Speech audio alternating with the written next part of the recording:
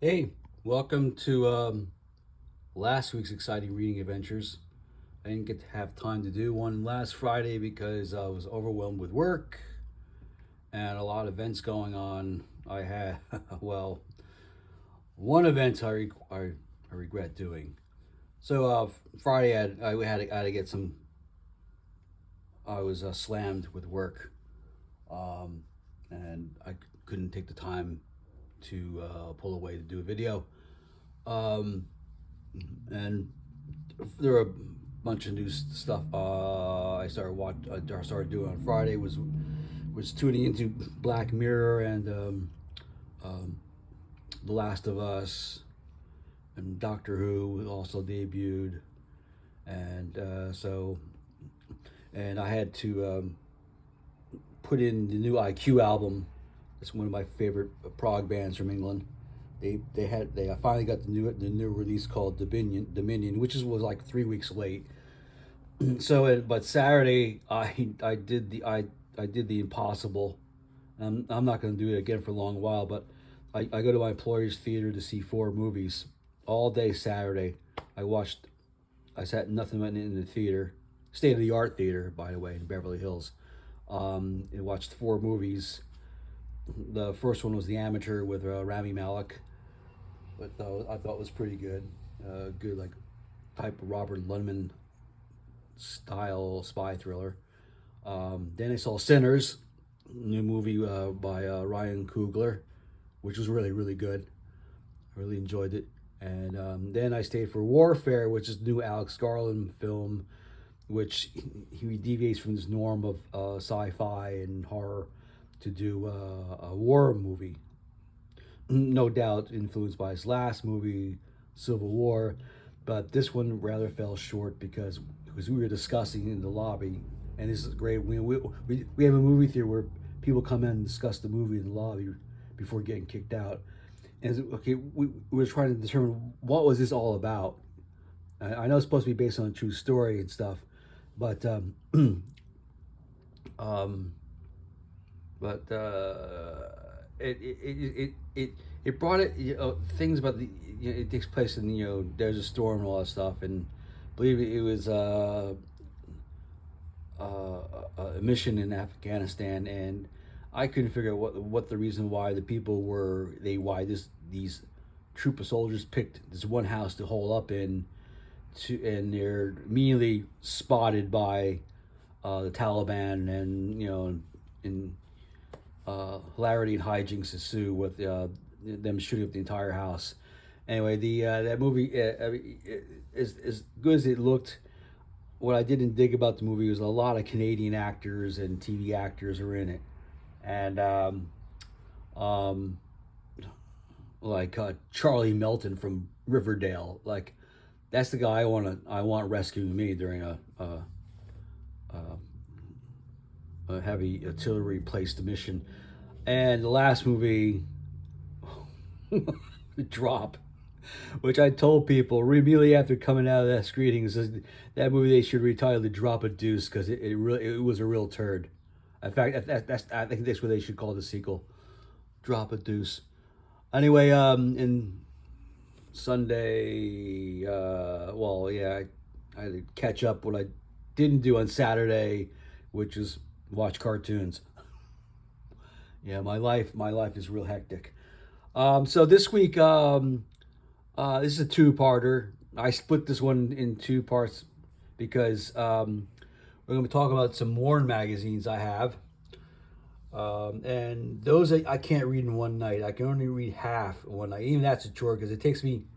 It took me like 40 minutes to read just half the mag, and with me have to get up work early. It's 5:30, 6 o'clock in the morning. It just wasn't doable. So I split. So I'm going to split it in two. Going to talk about Eerie magazine, which is this here. Let me put up that light. I gotta do this real fast because lawn people are coming in to do stuff. And that's Eerie magazine, issue 51 from September 1973, and to my dismay, I discovered it was mainly a bunch of reprints. But I got this from, this is another magazine I picked up from Jeff Garlin, the famous comedian. You probably know him from Curb Your Enthusiasm and the Goldbergs. I bought this one from off of him and the other three magazines I'll be talking about over the course of this week and next. So this is cousin Ernie. I'm sorry, it's cousin Eerie. That's the character and the name whose lovely portrait adorns this cover. And coming here, I'm trying to find out bits and pieces here of what it is. So the first story was the artwork was mind-blowing. And one of the things, special feature, I guess the only really old new feature was this monster match game, sort of like a board game. You can, if you detach the cover, it can become a board game, and you could clip out the pieces here and make standees and stuff of the players and everything. And you got a little thing here. They teach you, they have instructions on how to assemble it inside the magazine. So here, 1, 2, 3, 4, 5, 6, 7. 7 stories in this issue, and these were a line of magazines in the 70s that well, they weren't they were under the scrutiny of the Comic Code Authority, the comic books industry self-censorship body, as they say.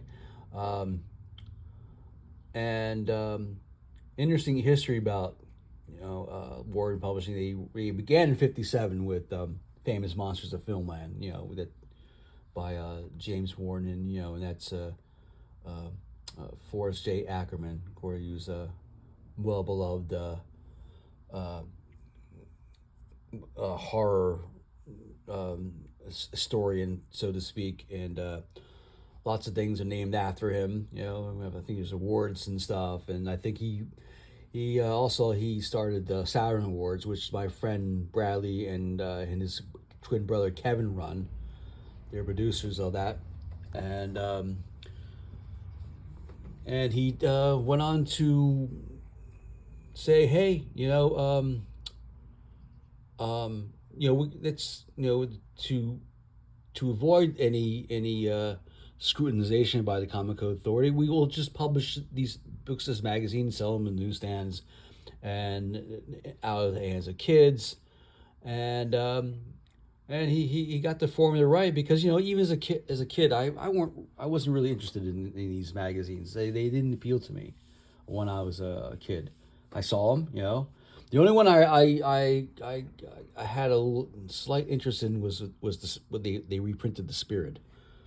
I remember seeing those on the stands and everything, but Vampirella just didn't appeal to me. It was just above my my little kid allowance pay grade, so to speak. So interesting enough, this issue I have in my hands, issue 51, which is all reprint. I noticed the first story was written by T.K.C. Brenningham. I didn't know who the heck he was when I was friends with him.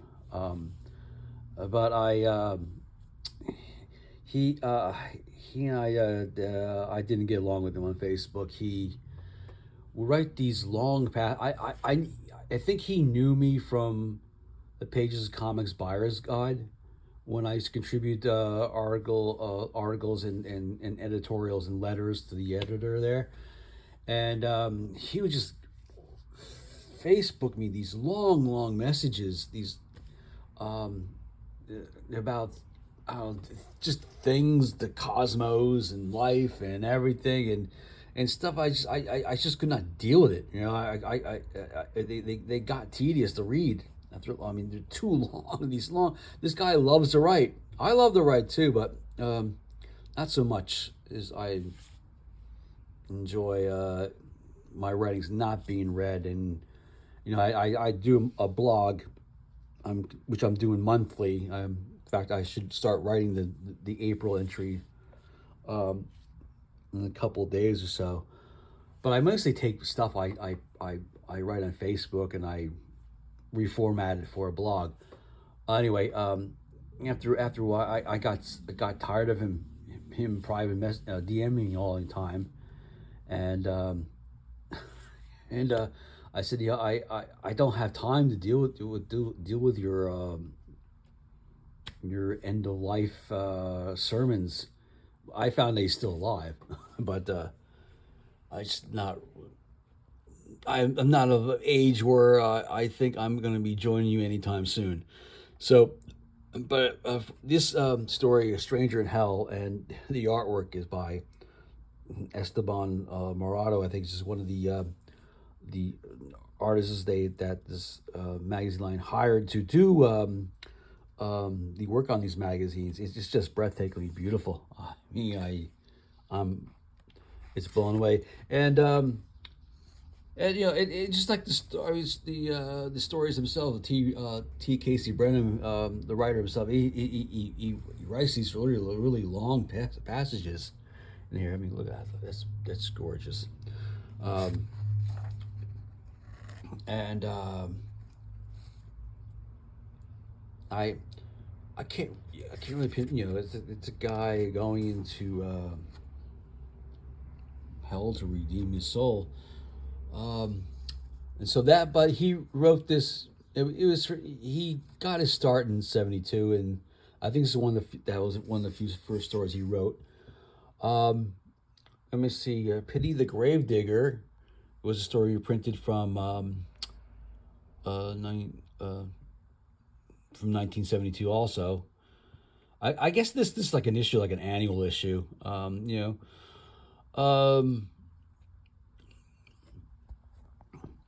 this or like all Eerie stories, they all begin with cousin Eerie, introducing this tale, and and having his quips and quabbles, and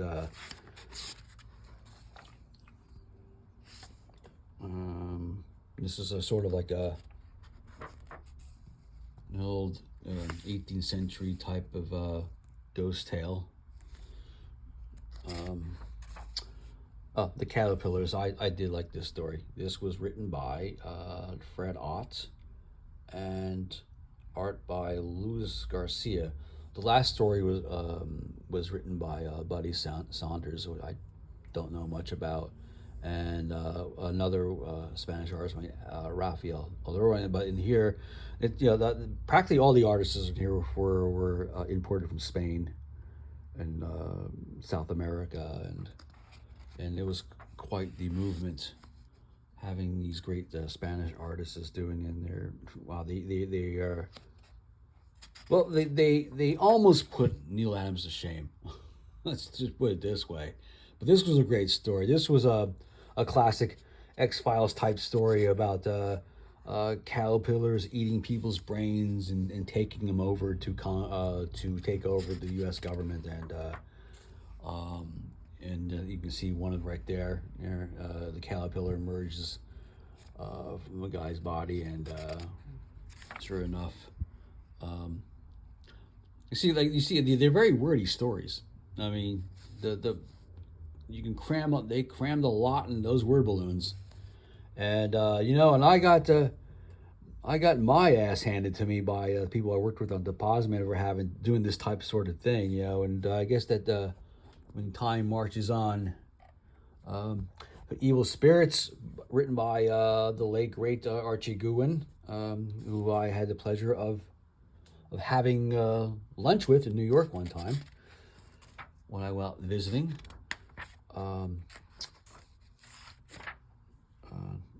And Johnny Craig. Oh, Johnny Craig, classic EC artist, EC Comics artist. Oh yeah, that's the thing. Another thing about these Warren magazines, they recruited all the people displaced by the EC Comics when they were all dissolved by the Comics Code Authority for being too violent and too much sex for kids. but they weren't meant for kids anyway. So this is your typical love triangle gone awry story. Woman seeks shelter in a house that she owns, and fortunately, her ex-husband has access to, and tries to bring a third player in. The mistress, killed this woman, and that's you have your O. Henry type of ending, where it was the husband behind it all along, and he did it just because he wanted a new gal to move in with him. So this issue came with a poster, which I will not detach, but it's supposedly a poster reproduction of the cover of their past magazines, and it's supposed to be another one on the other side. If I can peek around, I believe it's supposed to be another one. Yeah, like it's supposed to be. Okay, so reprints of covers 41 and 46. Headshot. What do I remember about this one? Well, Don Glue wrote it, and Don Glute is still doing the format, short horror story approach in today's current magazines. He happens to work on these now. He's the He's like the associate editor and writer of these magazines that are now printed by Warrant magazines, and he also works on another one called Vampirella Countless. I hope I got that right. So he's still doing the same stuff 50 years later. He's almost 80 years old now. And I see him every so often at the San Fernando Comic-Con. He's always there. And I usually buy some books off of him that he signs. He kind of jacks the price up on these books more than do. But he's got there's not much to say about the stories. If you know Don's work, he writes a lot of stories about vampires and werewolves and classic horror tropes. Like this one's like the House of Wax type of thing. What else do we got here? Oh, and we have another Archie Goodwin and Alex Toth story called Vision of Hell. And what can you say about Alex Toth? A legend. We have Space Ghost, the Herculoids, Super Friends. What else did he design? Did these do My Tour? And his art is just something.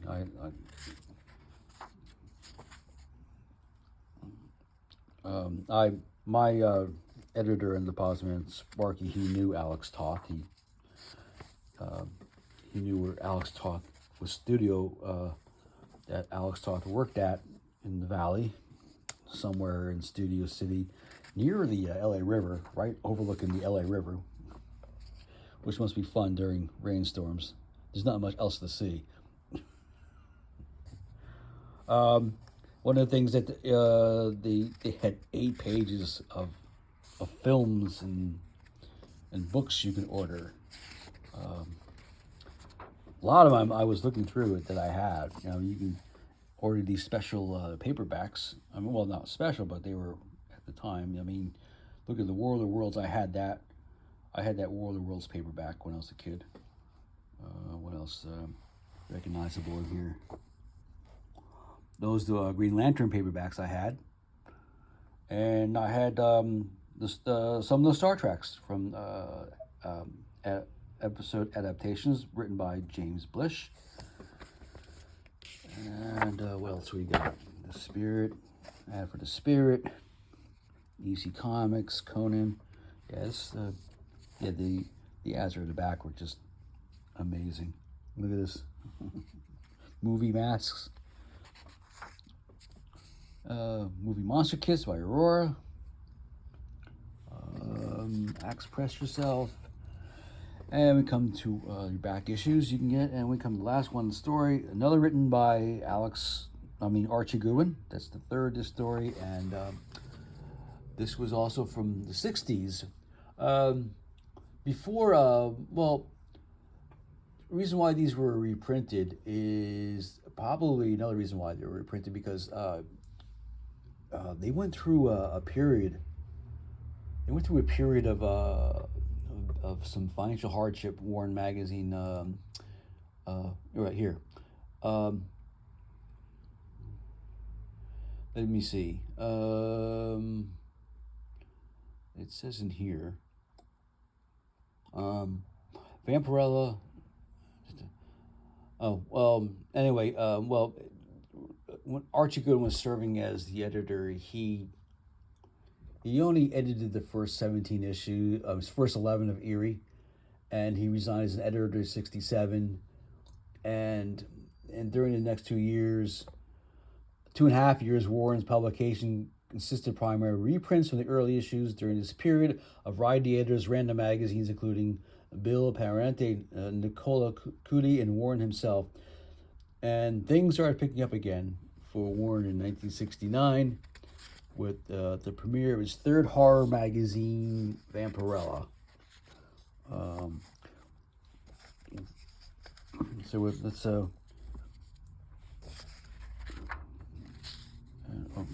let me pick that up here. So one of the things, the appeal of buying magazines from Jeff Garlin, because I wanted to own, wanted to own something else that a celebrity's own. It appealed to me. So I got these magazines from Jeff and Carl D'Angelo when Earth 2 Comics was closing. I think the weekend before they closed, I latched on to some, other than that Marvel Premiere #1 with the Power of Warlock, I fell in love with. I saw these in the wall, and and they were selling for half price. So even though he said it was $40, I paid $20 for it.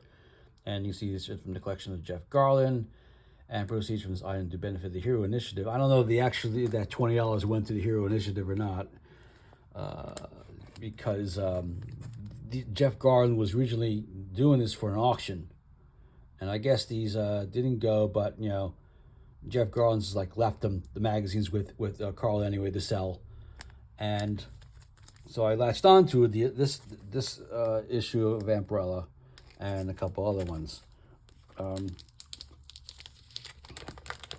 I was amused to find an essay of this guy wrote on this issue, and what is it called? Okay, yeah, it's called Vampirella 18, August 1972, and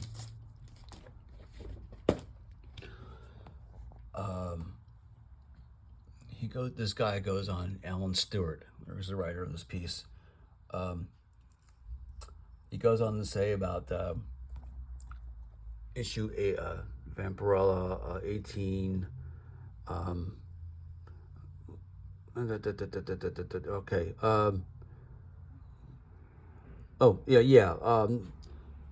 Okay, well, I'm going to be talking about the issue he's talking about. It says, regular readers of this blog may recall I first encountered Warren publishing his Vampirella in the summer of 71, courtesy of the series 1972 annual, a collection of reprinted material from Vampy's first 2 years by the likes of Neil Adams, Ernie Colett, and Wally Wood, with the exception of a single news story, The Origin of Vampirella.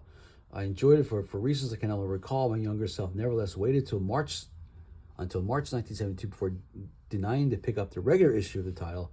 Still, eventually like what I found within the pages of Vampirella 17, since I came back 3 months later for more. That's right. Vampirella was published on a quarterly basis. So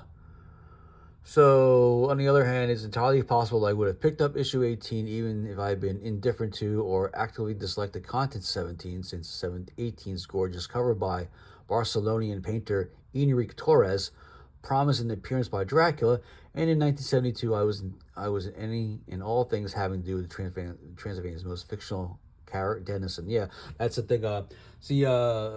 Warren Publishing popularized Dracula before Marvel got a hold of it, and they did their own thing with Marv Wolfman and Gene Colan. And since it hasn't happened, this wasn't even Dracula's first appearance in Vampirella. He first showed up in issue 16, published back in December 1971. So you may wonder if my 14-year-old son was such a big Dracula fan, why hadn't I bought that one? I don't know. Maybe I never saw it in the racks, but maybe I did. But I couldn't work up the nerve at the time to purchase an item I knew was going to have smuggled into the house past my sure disapproved parents. In any event, I eventually did get Vampirella 16 as a back issue, and not all that long before, after it came out, if memory serves. Though I'm not sure if I read it before, I did 2 issues later follow up. Whether I did or not, however, I think our collective appreciation of 18 Dracula Solos will benefit from quick recap of 16's to be brought to chaos. Now, here's something that he's brought up a memory of mine. Bringing this magazine, Vampirella, into the house, much of this disapproval as parents. Now, when I was in high school, I happened to bring in, I bought Savage Sword of Conan off the racks, Heavy Metal off the racks, Epic Illustrated off the racks, brought them in the house. Parents saw them. I mean, we're made up of my parents and my mom and my egomaniacal stepdad. Okay, so I brought didn't say a word, but it wasn't until my I would say sophomore year in high school, I subscribed to Rolling Stone magazine. I love Rolling Stone. I love reading the politics and the music stars of the day and the record reviews and whatever, having certain articles and everything. I think that it helps shape me in my way of thinking to this day. But the first issue that I got in the mailbox, my stepdad went down to get the mail that one day, and he brought it home. And I came home from school. My stepdad looks at me. He says, "What the hell is this? Who do you think you are, ordering this magazine to be delivered to this house?"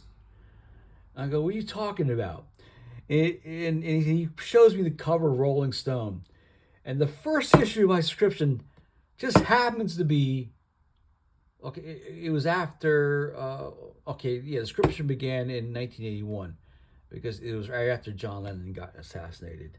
So Rolling Stone did a thing about an article about John Lennon and Yoko Ono before he got killed, I believe, and on the cover it's John and Yoko both naked. No. Yoko is wearing clothes, but John Lennon is not. He's bent in on his side. He's on his side, sleeping on his side, and you can tell he's butt naked. Anyway, my stepdad just blew a freaking gasket. Because what if your sister came home and saw this magazine? Well, don't you think she be blah blah blah? Yeah, everybody's a freak. Yeah, like my half sister was a fucking prude, and like she hadn't seen that before. She's from my half sister used to walk around the house in her underwear all the time, and always showing me what the new panties she got in the mail, whatever, and and even walked naked in front of one of my friends one time. So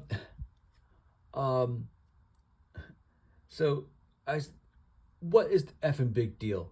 This is a one-off. It's probably a one-off thing. They're not. It's Rolling Stone isn't a porn magazine. It's probably one of these rare things they did. So my stepdad says it's probably. I told my stepdad, right, the next issue probably will not be the same thing. I guarantee it. Just I'll put that away. I'll. If it happens again, I'll cancel my subscription. That's what I told him, and he backed off. So anyway, all right, Anyway, back on track here. Let me see. Geez. Anyway, he goes into I don't know where he actually explains what happens in this story. But he goes on. This writer goes on about Dracula in Warren magazines years before Marvel started doing their version. Oh, look at that! Yeah, I was going to show you that. No, okay. And now, okay, having covered the backstory, ready to move on to Vampirella 18 and Dracula Still Lives, and Jose Gonzalez. And you can see, I have the issue right here. Oh, this is pretty good. Their cover inlays were in color, so there's Vampirella's thing. They do the same format. I mean, the same format as God damn it. Hold on. They do the same thing in Shutter magazine. They do these special stories in the inside where they go in and they examine certain strange phenomenon, creatures and stuff like that through the history. And this issue, there's a thing on nymphs. So contents of Vampirella, the letter column page. The Warren magazine copies the exact same format. So here's that page here. Okay, so of course the Van Helsing family is huge, Gothic mansion. Conrad sadly but determinedly extends the wide staircase up towards Adam's room. His blindness are irreverent in such familiar surroundings. Let's see if we can find that page there. And check out this page. Look at that. That is something else. That is something else there. All right, so it's not super clear what's going on with the physical transformations to derelict, so that Dracula once again appears the way he did in Vampirella 16. One who assumed that the process restored the Count's original appearance from the time before Abraham Van Helsing's originally stalked him. But a later chapter of the storyline will firmly establish that this is not what he looked like when Van Helsing Co. first met him in Stoker's novel, so that explanation doesn't quite work. Let me see. See if we can get to that. Yeah, there we go. And let's say in an author named Richard Arndt writes the disparagingly of Jose Gonzalez's character design for Dracula, stating that the artist drew the famous vampire is short, paunchy, and looking a bit like an aged Italian count. I can sort of see where Arndt is coming from. Back in 1972, I appreciate the fact that Gonzalez's Dracula didn't closely resemble the versions I was then familiar with from films like Bela Lugosi and Christopher Lee and comics, Marvel's Tomb of Dracula, yet still managed to look like Dracula, at least to me. And even in 2022, I find the design acceptable. It was not entirely exactly what I would call one of my favorite comics, Dracula. Oh, wait a minute. What issue is this? August 72. Well, this would be... Well, yeah, okay. I now I'm come to think of it, Marvel was publishing Dracula Lives back in 1971, but not the color comic, not the Tomb of Dracula. But, you know. Okay, so The Conjuress. Where am I? Oops. Where do I go? Oh, I see. All right, so the Conjuress explains to Dracula that it's still not too late for him. Indeed, she has returned to help him find his way to redemption, if he's willing, though she warns him the journey will be fraught with suffering. Dracula says he accepts any ordeal, if only for the Conjurer's sake, and so she promptly manages them both away to an otherworldly realm. And, what else goes on in here? Some good shots of Dracula in here.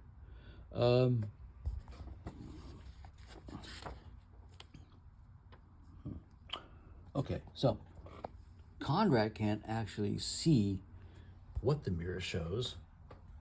Of course, but by a combination of Adam and Vampir's oral description and his own physical perceptions, he's able to dope out that Drac has entered some kind of other planetary existence. This puts him out of the reach by any conventional means, but unfortunately, in addition to being a great scrying tool, Merlin's mirror is also a teleportation device.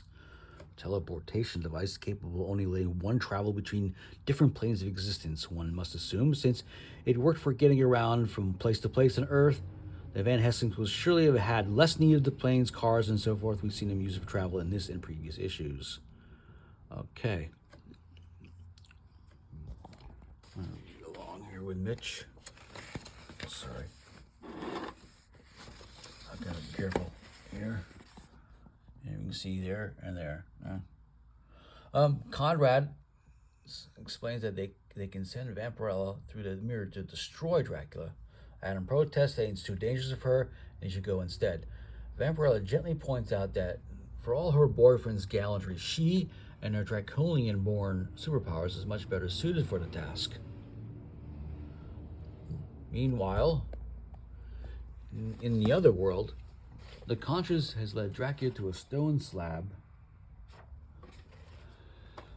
she calls the altar of repentance. Lie upon it, she tells him, and all you ever will pass.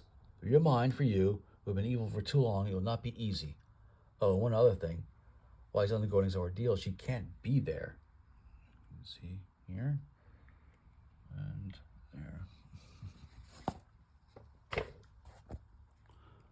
there. At this point, Vampirella arrives at the scene, wondering what's wrong with Dracula. She leans in close, and Dracula, dimly aware of her presence but nonetheless delirious, calls for her conjuress.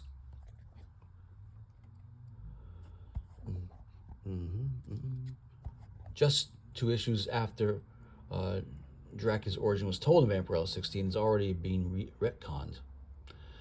Did 16 scene of the criminal Drac being sentenced by the Elder Draconian and then zapped into another dimension remind you just a little of the opening scene in Superman the movie where Zod and his company get zapped into the Phantom Zone by Jor-El and his fellow Kryptonian counselors?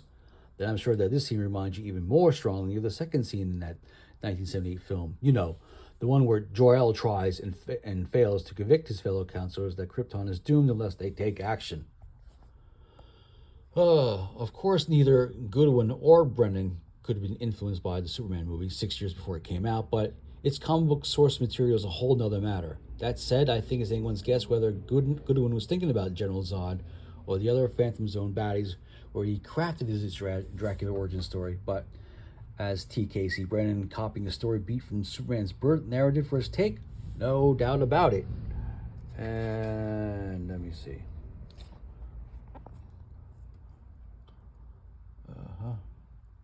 So, in some ways, Brennan's reworking of Goodwin's backstory with Dracula can be considered an improvement. For example, Goodwin's having the first fateful meeting of Dracula and Chaos occurred in the Nether Void, to which the former had accidentally been exiled to, asked the reader to accept one whopper of a coincidence. Though the Jor-El solution is perhaps a little derivative, a means of tightening things up. Still, if you're determined that you're going to put Count Dracula through a Barnabas Collins-style redemption arc, as Brennan eventually has, he needs to have been a decent guy at some point, something which Goodwin's Dracula raised to love the hunt, to kill, the excitement clearly never was. Thus, the additions, alterations to the issue 16 origin became necessary. But to return to our story, back in our world,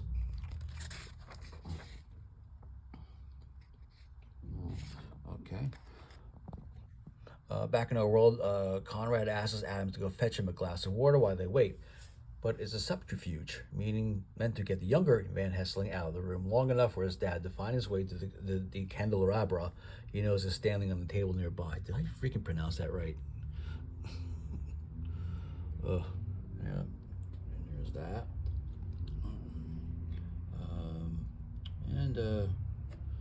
Well, he repeat the entire story. Does he have permission to do that? Sure I don't have permission to read this guy's essay either, but okay, so the conjuress tells Vampirella that by learning to be merciful even to her enemies, she's passed the test she was brought here for. If she had instead gone through with her initial intention of killing Dracula, she would have failed, as the vampire was under the conjurer's protection. and she would subsequently have had to remain in this other world forever. But since Vampy aced the exam, all is groovy, and the Conjuror sends her heroine back to where she belongs with a single magical gesture. And Vampirella tells Adams and Conrad everything that happened, including her decision not to kill Dracula. Conrad says he can't hold that against her, seeing as how his own actions almost got her killed. Everybody makes up, at which point Pendragon, who's been unseen all issue, makes a belated entrance say, "Someone broke an antique mirror. What a shame." Bad luck, too.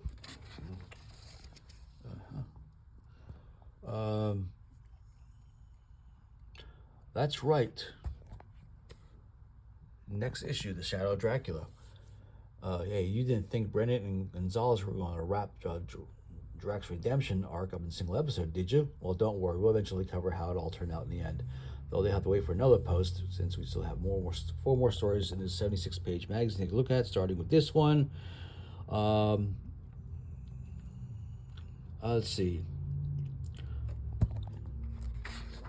This is called Kali, Tomb of the Gods, and it's written and drawn by Esteban Maroto.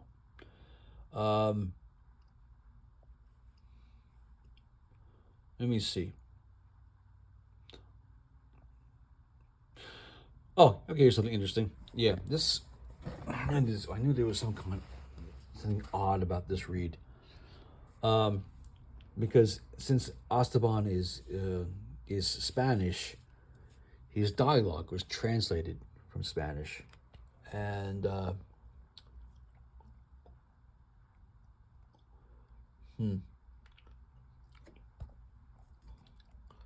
me see. It's like a story that reminded me of reading in either Heavy Metal or Epic Illustrated. Epic Illustrated was a magazine published by Marvel to capitalize on the success of Heavy Metal, and it only lasted like 32 issues, but some of it was nice. I mean, it was great. Harlan Ellison had some stories in there, and there were some Marvel characters that appeared in, like Silver Surfer, I believe, appeared in.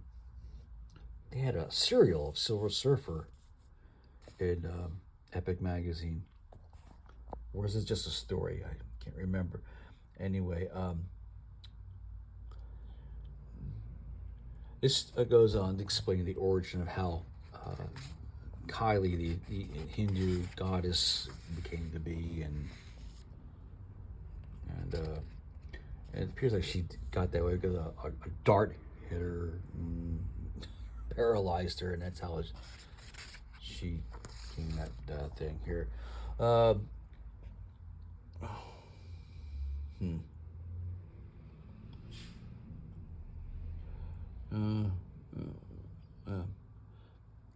me see. All right. Well. Okay. Let's see. Okay, so here's a story by Don McGregor, who is currently my Facebook friend, and happy to have him. He writes some very eloquent posts about the history of his writings, collaborating with Billy Graham, and one of the most amazing things I saw on one of his Facebook posts is that he he took a photograph of all the receipts when he was paid by Marvel, and writing comic books back in 1972 didn't really pay the bills either, man. Yeah, and when he got paid, like, I think it was like $160 for one of those Black Panther stories he wrote for Jungle Action. It was like, oh my goodness, you gotta be kidding me. That's it? But it paid the bills back then. So, Song of a Sad-Eyed Sorceress. And like every other artist featured in this particular issue of Vampirella, Luis Garcia was a Spanish illustrator whose work appeared in War magazines via arrangement between the publisher and the Barcelona agency Ilustradas S.I. In his book, The Warring Companion, Author David A. Roach describes Garcia as undeniably the strongest craftsman of any of the Spaniards, though he was also reliant on photo references and the occasional swipe, and less interested in storytelling than he should have been. By contrast, Don McGregor was a young American writer who sold his first script to Warren in 1971. Song of a Sad-Eyed Sorceress was his seventh such story to see print. There's a similar artist who does the same type of work for Warren Magazine, and I'm going to go here.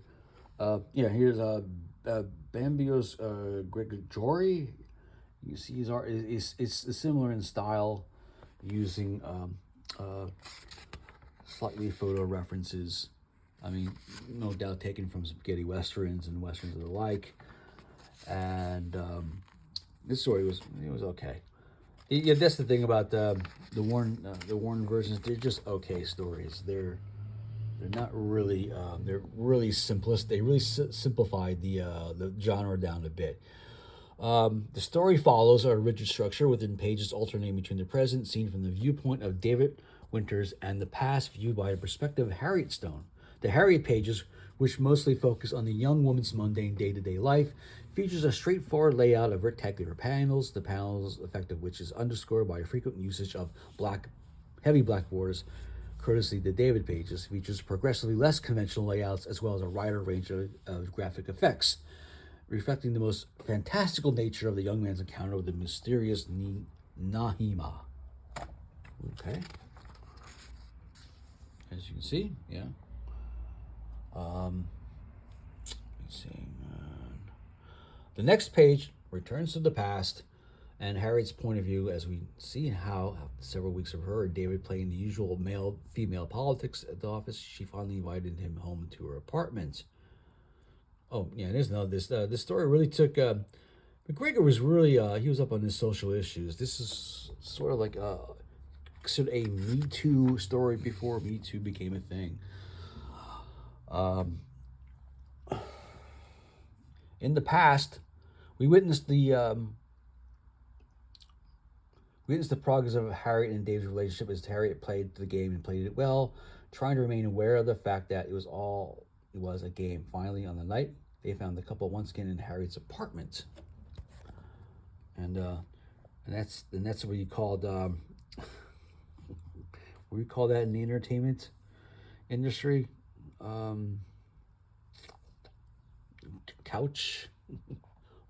God damn, I can't remember the phrase all of a sudden, man. Well, if you're Andrew Kreisberg and you're watching this, you know what I mean. Let me see. One in the Warren Companion, David A. Roach characterizes Garcia's artwork for Warren as a seething mass of textures, tones, and almost manic scratching. He surely must have had pages like the one above in mind. And closer there. Let's see.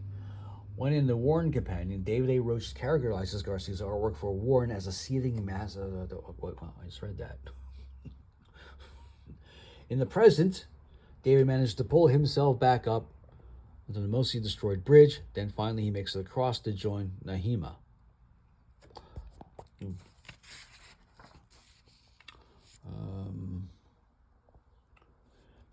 Back in 1972, I was already familiar with the concept of the succubus, but I had no clue as to whether Don McGregor had drawn the Impusi or Nahimara herself from folklore. It just made him up on his own.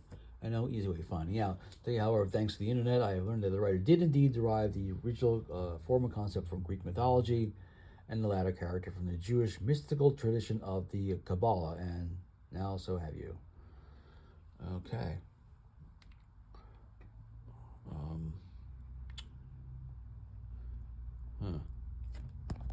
Flipping here.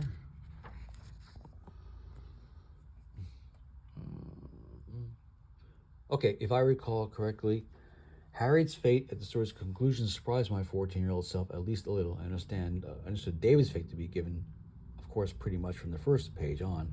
Not so much because she did get away with it. I was accustomed to finding a moral universe in horror fiction in which contriving to have another person killed generally didn't end up well for the contriver, regardless of how much of a creep their victim was. But because of how the Nema finds her at fault for her self-pity, even as she judges David for her selfish using of others.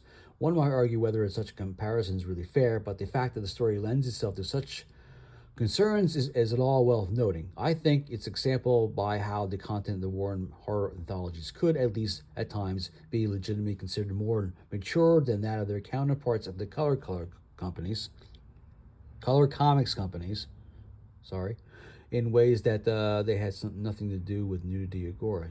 Okay, try saying that one 10 times fast. At 12 pages, Song of Sad Sorcerers is several pages longer than the standard Warren one-off, a factor that almost certainly attributed to the particular proclivities of the scripter. Okay, I'm not going to go in that. Okay. All right, so the penultimate story, Won't Get Fooled Again, is written by Douglas Moench, or is that that's his last name? I'm never sure. Creator of one of the greatest Marvel characters, Moon Knight, among others. Okay, so the artist only goes by one name. Is Arleon, the illustrator whose credits at Warden would ultimately be as numerous as Luis Garcia's were sparse, with over 70 strips appearing between 1971 and 1983. Its writer, Doug Monich, was nearly as prolific, at least in terms of his rate of production, with close to 40 of his scripts seen print in Warren's 3 titles before he, like Don McGregor before him, was hired away by Marvel's first to proofread and then to write. Monich would go on to deliver even a greater number of scripts for Marvel's black and white and color comics line, and was perhaps best known for his work with the House of Ideals being the Master of Kung Fu, duh, and Moon Knight series. Why didn't I remember that? It sucks getting old, as William F. Nolan told me before he died. William F. Nolan was the co-author of Logan's Run, by the way, along with George Clayton Johnson. So, let me see. Okay, let me see that. If we can get that page. All right here. Okay.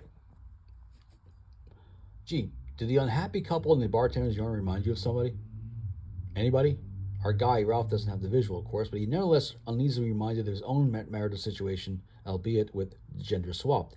His ears perk up even more when his bartender reminds his local listener how his wife was driven to the brink of insanity by his unfounded accusations, until finally she took one of his axes off display on the house's wall, and to really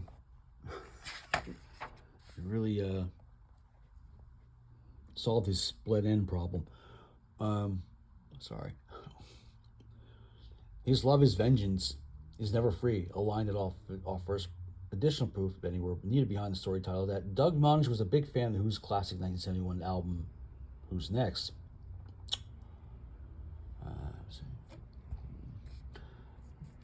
Ralph hurries back to the Kate's house, afraid that the ghost, wanting revenge on his wife, will kill Jean because of the letter she's written her lawyer. He'll get stuck with the rap.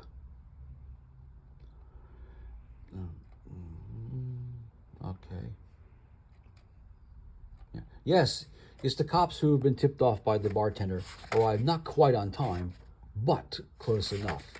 That they drive a stunned Ralph away in their squad car. A figure steps out of the shadows in their house and then slips inside.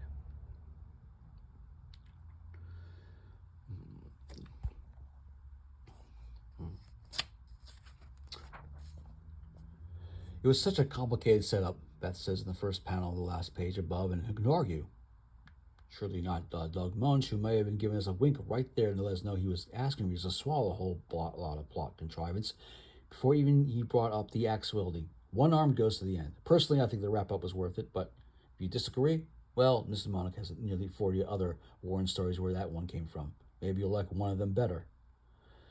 And, okay, well, the final story. Going back those There's another Don Glute tale. And wow.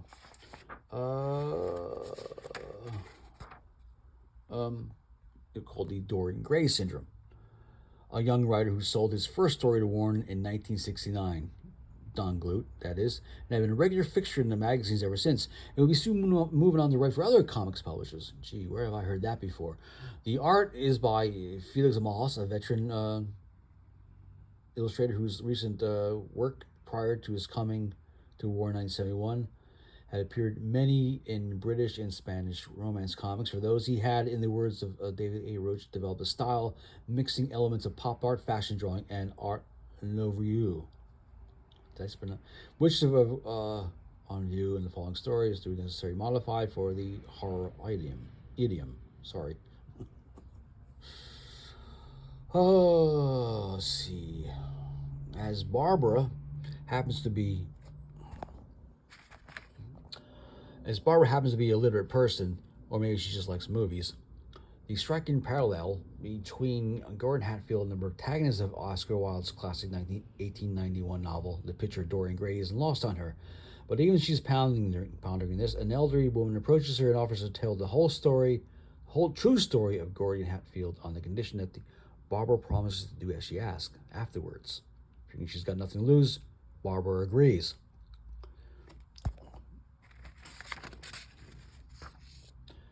And here. Leaving the cemetery, Barbara goes straight to Hatfield's house and uses her newly acquired key to gain admittance. Finding the place empty of life, she ascends the stairwell, opens the door to the room where she find the painting, and yes, there it is. Through it's covered by cloth, she then has to pull away by drinking blood.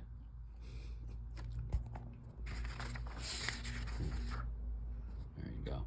Okay, but you're a vampire, Barbara exclaims, therefore demonstrating a keen grasp of the obvious. You died in that train wreck like all the others, and came back from the dead, undead, eternally. Sure thing, replies Gordon, as he moves forward to finish Barbara off. Not so fast, she says. If he comes any closer, she'll take the paintbrush he's holding and stab him through the heart with the wooden end.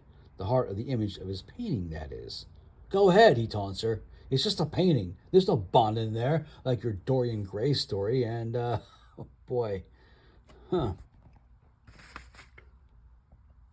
Okay, heart and soul? Maybe that's a stretch in terms of how voodoo is usually shown to work in stories like this one. But hey, it's not like we're dealing with the laws of physics here, folks. So I'm going to allow Mr. Glute to license. At a tidy 6 pages, this one comes in and gets the job done, both script and art, and that's how I felt in 1972. At least I guess they still do in 1922. So my accounts, 1972. How old was I in 72? This author was 4 or 5 years older than me, so he probably had a better grasp of material than I would have at age 8 or so. There's a wonderful color ad for 1972 Comic Art Convention, and I would have been too young to attend, but I attended my first one in 1976. So that's it for this week, part 1. You see how long these stories can get. They're pretty much here. One more thing. See how do these issues stack up in value on Hip Comic? Let me see what we got. I know I have them somewhere. Let me see. I know I have that one issue somewhere.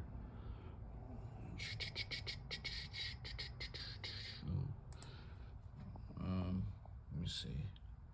Where is it?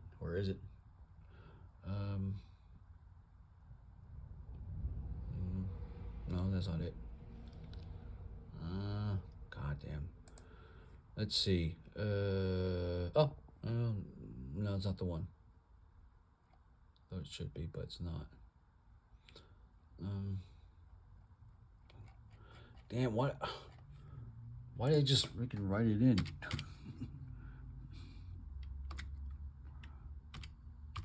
You spell vampire? Oh.